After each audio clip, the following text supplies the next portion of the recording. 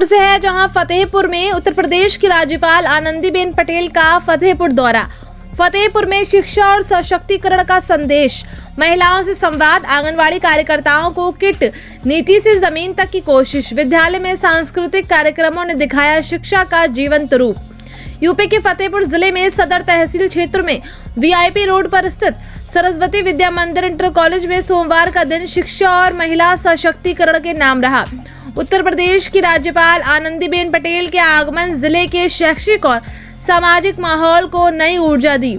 सरस्वती विद्या मंदिर inter college के नवनिर्मित भवन के लोकार्पण के अवसर पर राज्यपाल ने न सिर्फ शिक्षा के महत्व को रेखांकित किया, बल्कि महिलाओं और आंगनवाड़ी कार्यकर्ताओं की भूमिका को भी समाज की नींव बताया। कार्यक्रम में बच्चों के द्वारा प्रस्तुत सांस्कृतिक कार्यक्रमों ने ये संदेश दिया कि शिक्षा केवल किताबों तक सीमित नहीं, बल्कि संस्कार, आत्मविश्वास और रचनात्मकता का संगम है।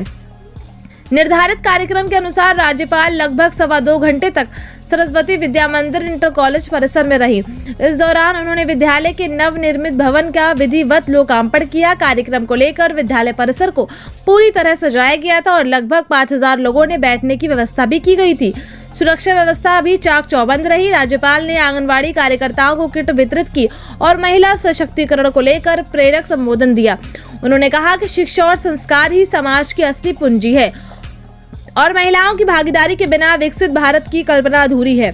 कार्यक्रम के दौरान छात्र छात्राओं द्वारा सांस्कृतिक कार्यक्रमों की प्रस्तुति दी गई, जिसने सभी का मन मोह लिया। इसके साथ ही यूपी टॉपर रहे छात्र छात्राओं को सम्मानित किया गया। उन्होंने प्रशस्ति पत्र प्रदान कर राज्यपाल ने उनके उज्जवल भविष्य की कामना करी। मंच से ये संदेश साफ गया कि मेहनत, अनुशासन और शिक्षा तीनों मिलकर ही सफलता का रास्ता बनाते हैं। देखिए पूरी रिपोर्ट विस्तार से संवाददाता बबलू सिंह के साथ। कार्यक्रम में उपस्थित सभी अभिभावकगण, पत्रकार बंधु एवं छात्र छात्राएं, मैं आज के शुभ अवसर पर आप सभी का स्वागत और आभार व्यक्त करता हूँ। माननीय राज्यपाल महोदया की प्रेरणा एवं कर कमलों से आज केजीएनयू एवं स्थानीय सहयोग से जनपद प्रशासन द्वारा 300 आंगनवाड़ी केंद्रों में नामांकित बच्चों की खेल एवं शिक्षा हेतु प्री स्कूल किट वितरण किया जा रहा है। किसी के भी शारीरिक एवं मानसिक विकास में सबसे महत्वपूर्ण भूमिका बचपन के दौरान उपलब्ध कराए गए वातावरण की होती है। इस बात का ध्यान रखते हुए हमारी प्राथमिकता रहती है कि आंगनवाड़ी केंद्रों और विद्यालयों में बच्चों को सभी अपेक्षित सुविधाएं उपलब्ध कराई जाए। इन प्रयासों से जनपद में सभी विद्यालयों का 15 से अधिक मानकों का कायाकल्प पूर्ण करने के बाद हमने आंगनवाड़ी केंद्रों के कायाकल्प की प्रक्रिया भी शुरू कर दी है, जिसमें 2130 आंगनवाड़ी केंद्रों में अभी तक औसत 11 मानकों से अधिक संतृप्त किया जा चुका है। इसके अतिरिक्त पिछले 1 वर्ष में विभागीय बजट, मनरेगा आदि योजनाओं के कन्वर्जन से 200 आंगनवाड़ी केंद्रों के भवन निर्मित अथवा निर्माणाधीन है। हमने बच्चों के उचित शारीरिक एवं मानसिक विकास के लिए कई अभिनव पहल भी शुरू की। 0 से 1 वर्ष के बच्चों के सामूहिक टीकाकरण हेतु AI आधारित डैशबोर्ड और ANM के लिए मोबाइल ऐप के माध्यम से आकांक्षी ब्लॉक गांव में सघन समीक्षा की जा रही है। जनपद में लाइट हाउस मॉडल से एक आदर्श आंगनवाड़ी केंद्र बनाया गया है, जिसमें बच्चों को स्थानीय वातावरण में ही प्रारंभिक बाल्यावस्था में सीखने के अवसरों को बढ़ाने के लिए बाल संवेदी कॉर्नर, मानसिक एवं बौद्धिक विकास करने वाले खिलौने, दीवारों पर विभिन्न प्रकार के रंगीन चित्र, केंद्र के बाहर प्राकृतिक एवं जलवायु अनुकूल गार्डन आदि भी निर्मित किए गए। इन सब की सफलता के दृष्टिगत इस लाइट हाउस मॉडल को जनपद के सभी ब्लॉक में क्रियान्वित किया जा रहा है। इसी प्रकार से 4 अधिकारी श्री रविंद्र सिंह, पोलिस अधीक्षक श्री मनोज कुमार, मंत्री भारतीय शिक्षा समिति कानपुर पंकज भाई भारतीय शिक्षा समिति कानपुर क्षेत्रीय शारीरिक एवं विद्या भारती के उत्तर प्रदेश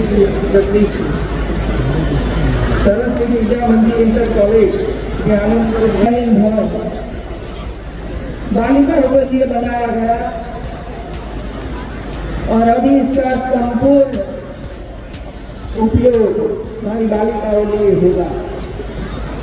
मैं सरस्वती विद्या मंदिर के सभी अधिकारियों को बहुत बहुत बधाई देती हूँ कि आपने बालिकाओं की शिक्षा के लिए बहुत प्रयास किया। सबको बहुत बहुत बधाई। आज दुनिया भर में सब कुछ बदल रहा है और जो बदल रहा है इसे हम अछूत नहीं लेना चाहिए। और इसी वजह से पिछले 10 साल से हमारे सामने कई नई योजनाएं आई। खास करके पहले मैं बात करूंगी नेशनल एजुकेशन पॉलिसी। सालों से हम ऐसे बच्चों को ऐसा सिखा रहे थे जो जीवन भर में उसको कभी उपयोग में नहीं आता। मैं भी वही सीखी हूँ और मैंने वही सिखाया है जो भारत सरकार और राज्य सरकार ने जो अभ्यासक्रम तैयार किया।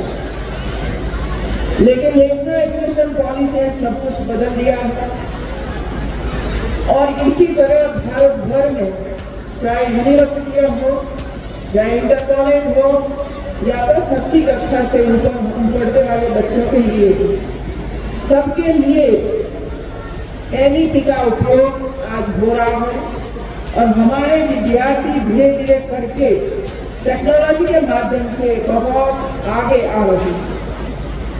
और वो ही जिम्मेदारी हमारी है कि आने वाले समय में हमें हमारे बच्चों को क्या सिखाना होगा और वो ही हमें उसको सिखाना पड़ेगा।